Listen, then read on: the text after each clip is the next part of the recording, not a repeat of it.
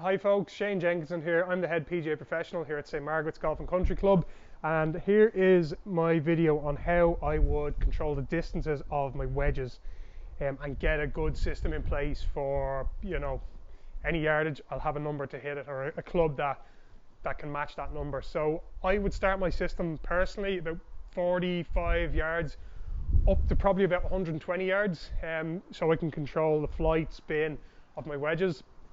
So this system is done on a setup basis, so I would use my setup to dictate how far I can swing back, so I can, then I can judge distance on that. So the system is kind of, say if I go down the bottom of my grip, I've got my 54-degree wedge here, I'll go down the bottom of my grip and I'll make my stance one club head apart. So what you'll notice with this is my swing can go to about my belly button and then I go through. So it's quite a short swing. It's like just a step up from a chip shot.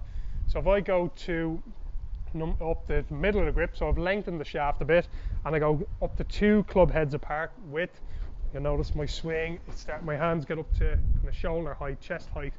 So we've moved the clock face from here up to here.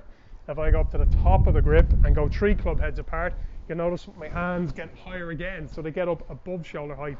A wedge shot, I'm not mad on getting too much past chest height, to be honest, if I can help it. It's easier to control the flight and spin if I take a longer club and just shorten the swing and maybe widen it a little bit. So this, I'd have a few yardages just through practice that I can, I haven't practiced much, but when I am playing, I can kind of hit them within a few yards. And there's no reason why every golfer can't have that. So say, for example, I've got my 54 degrees, so I know down the bottom of the grip here, it's maybe 60, 65 yards.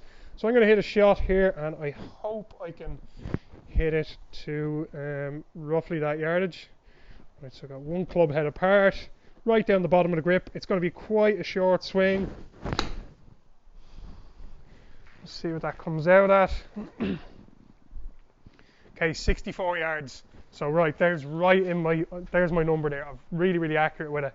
So 64 yards is my base number for my 54 degrees. So I know if I go up the middle of the grip, widen my stance to 2 club heads, it should probably come out 70, 75 yards, in and around that. That's 71 yards. So you see I've gone up half a club there. If I go up to the top, this should come out 80-ish, 80 to 85. So it's 3 club heads apart, right up the top of the grip, slightly, like a little wide, like I'll get to about shoulder height. Let's see what that comes out at. 82 yards. So you see there, just through setup alone, nothing else, not thinking about swing length, I've got yardages from 65, 75, up to 85. So if I do that with my lob wedge comes out, personally about just under 55 yards, 65, 75. If I do that with my 50 degree, my wedge, say if I hit a pitching wedge now, let's see what that comes out at. So if I go middle of the grip with my normal pitching wedge might be 135, 140 yards. But say I want to flight one in a little bit, I don't want to hit that distance. I'm sorry, it's my 50 degree, but same point. So my 50 degree, I'll go middle of the stance, 2 club heads apart. This should be 90, 95-ish.